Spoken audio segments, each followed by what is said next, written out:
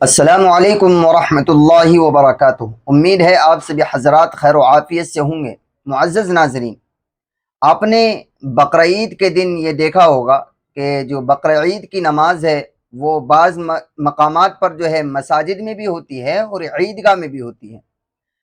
اور آپ نے یہ مسئلہ سنا ہوگا کہ عید کی نماز سے پہلے قربانی نہیں کرنی چاہیے۔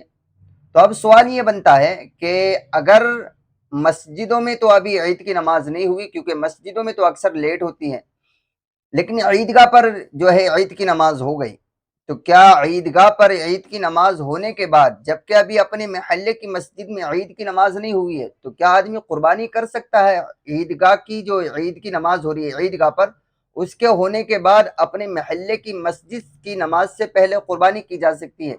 تو جواباً عرض یہ ہیں کہ بالکل کی جا سکتی ہے۔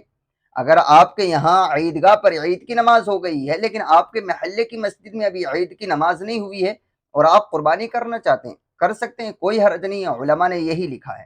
اس لیے اس ویڈیو کو شیئر کر دیجیے۔